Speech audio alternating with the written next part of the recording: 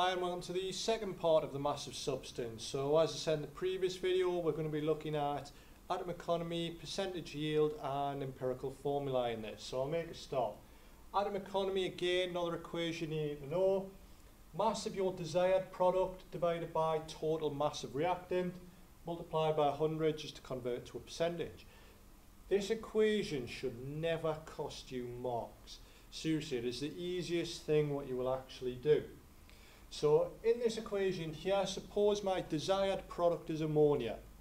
All you simply do, look at the total mass of ammonia on your right hand side. So I've got two ammonias. So 2 times the 17 there, 34, divided by, now you add up all of this side since it's your total mass of reactant. So I've got 2 lots of sodium hydroxide and 1 lot of the ammonium sulfate there. So if you add them all up, 18 times 2 plus 32.1 plus 16 times 4 equals, and then plus 46 plus 32 plus 2 equals, so 212.1. So 34 divided by 212.1 times 100, convert to a percentage. And that is an atom economy question. You are given the equation and it's just a case of using your periodic table, so do it twice. Do not lose marks on this by miscounting. What atom economy is useful for is that it's a measure of greenness effectively. It's how much of your starting material ends up as a useful product. So to us, the rest of this is waste, it's useless. We want this. How science work questions that usually tie in with this would be sort of, what can you do with that other material there? Well, you could perhaps sell that if another company needs it, or similar HCl, if you produce lots of that, that's always in demand. So usually just sell your excess product. Somebody's going to need it. Next one, percentage yield. So percentage yield is quite similar to atom economy. In terms that it looks at the efficiency of a reaction. So no reaction is 100% efficient. You're always going to lose some sort of energy. There's heat, light, sound, things like that. Could even be that all of your reactants don't react fully. So it's actual mass divided by the theoretical maximum. So at 100% conditions, this is what you would achieve. You will never get a 100% reaction. No such thing. So your actual mass should always be lower than the theoretical. So an example here, calcium reacts with the oxygen, give us calcium oxide. So really I should be able to say that theoretically my mass should increase. I started with 80.2 grams of calcium. I finished with 60 grams of the calcium oxide. Like I said, this value should be bigger because 1-to-1 reaction, this is a bigger compound, so I can tell straight away the percentage yield on this is going to be rather dire. So I need to work out the amount of moles first, the amount of moles of this.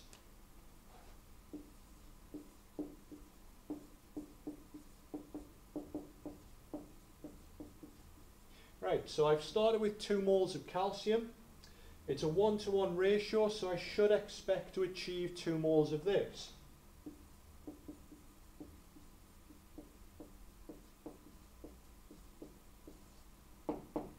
Because of 1-to-1 ratio. So you now need to look at what the mass of 2 moles of calcium oxide would be. So calcium 40.1 plus the 16 oxygen multiplied by 2. So I would have expected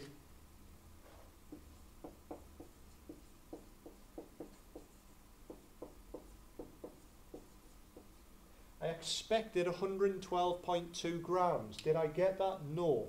I got 60 grams. So 60 is my actual mass, what I got. 112.2 is my theoretical maximum, 100% perfect conditions. So 60 divided by 112.2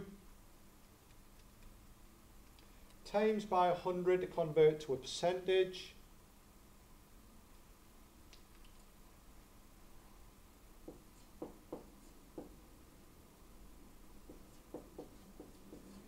53.5% to 3 significant figures. So fairly low percentage yield there, not a particularly good experiment to do. A slightly tougher one on the bottom here. So magnesium carbonate reacts with sulfuric acid, gives us magnesium sulfate, etc. 6.27 grams of this was used, and we got a 95% yield, and it's asking us to calculate the mass produced. Similar manner, how you're going to tackle this. 6.27 grams, work out the amount of moles of that, what you started with. So 24.3 plus 12 plus 16 times 3, and then we are going to do mass over MR, so mass over 84.3.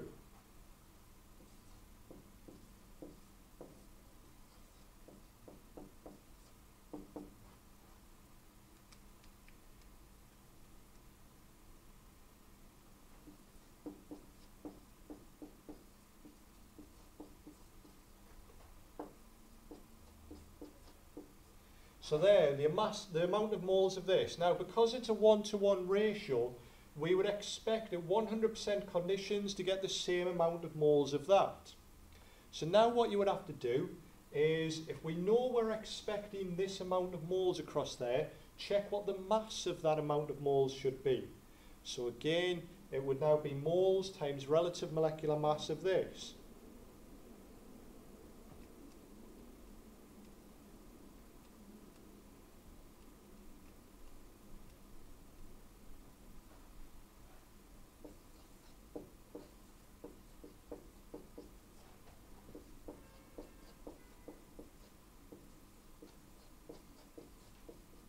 So 8.955 grams is a 100% yield for magnesium sulfate.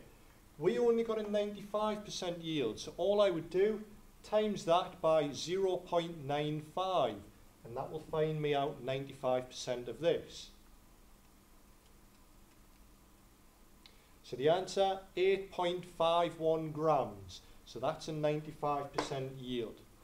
Right, moving on.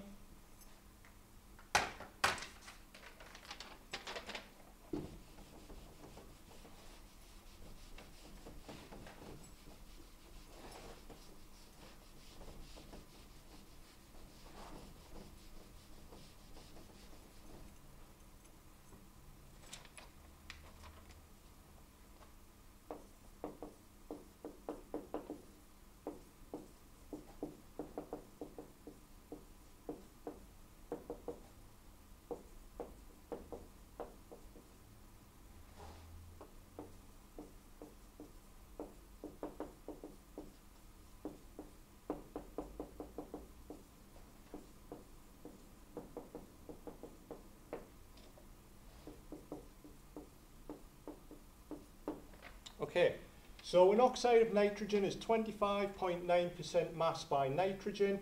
Find the empirical formulae. So first thing to do with this, step 1, find the other percentages if you need to. So nitrogen is 25.9%.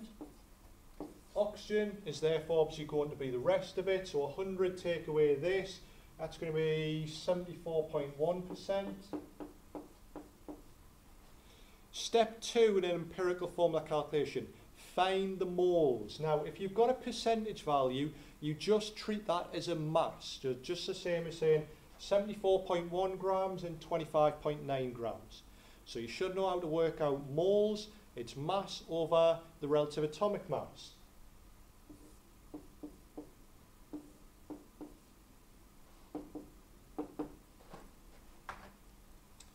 So 25.9 divided by 14.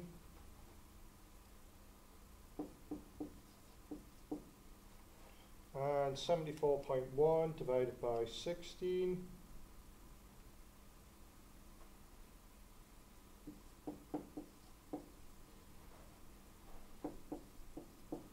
Right, so that's the number of moles of each. So we found the percentages, we found the number of moles of each. We now divide by the lowest amount of moles to get the simplest ratio. So 1.85 divided by 1.85, It's obviously going to equal 1. So one of your numbers should always be 1 since you're dividing by itself. And 4.36125 divided by 1.85.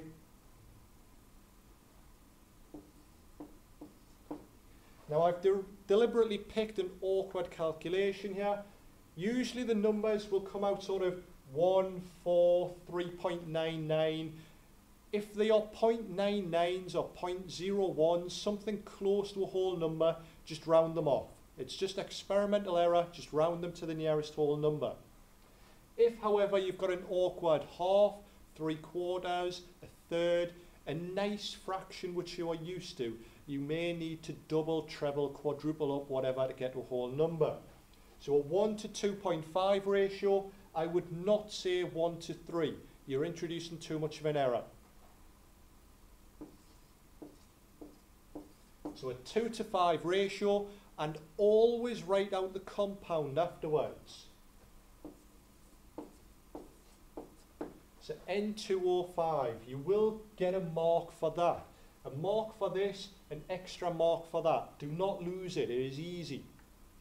Right, once you've got the empirical formula, you could be asked to work out the molecular. So from this,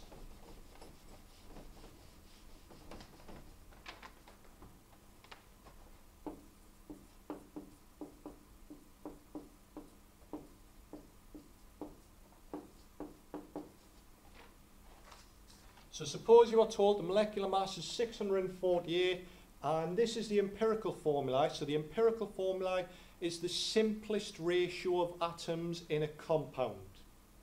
The molecular is the actual amount. So empirical, simplest, molecular, actual.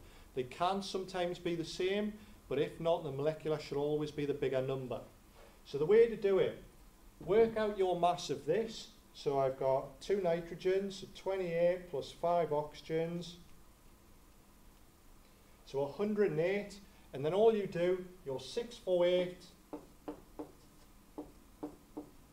divided by 108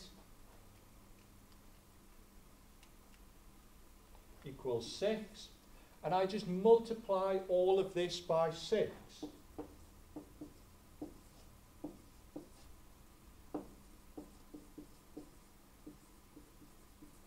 So there is my molecular formulae, N12O30.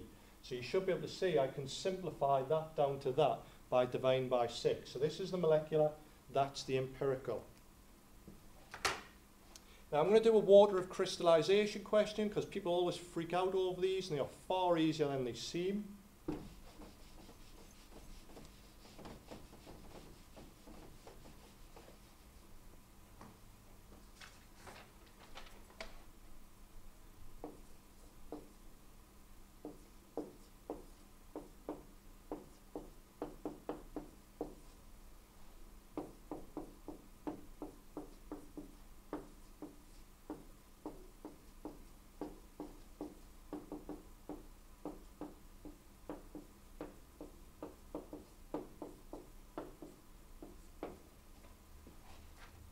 So there, calculate X. So you want to know how many waters are stuck onto this sodium sulfate compound.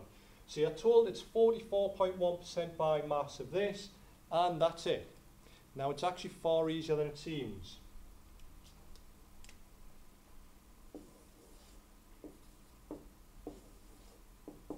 I'm going to call all of that A, all of that B. And exactly the same as you did the nitrogen oxide before, you do the same here. So I've got 44.1% by mass of this, and the rest is going to be water, so that's going to be 55.9%. Now I find out the moles of each, so relative molecular mass of water, I divide by 18.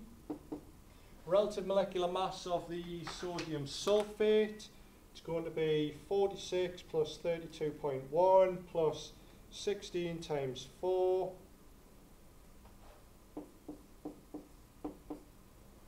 So, do the calculation.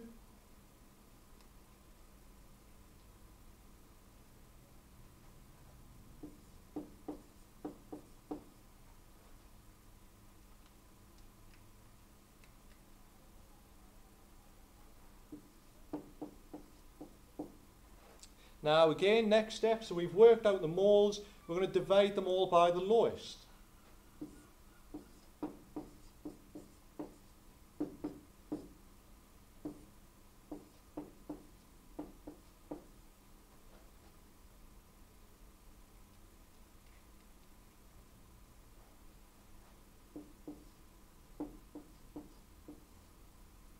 So 10.008, like I said, if it's that, you just round it. So I'm just going to round that off to 10. There we go, 1 to 10 ratio. So rewrite that out again, always get your extra mark.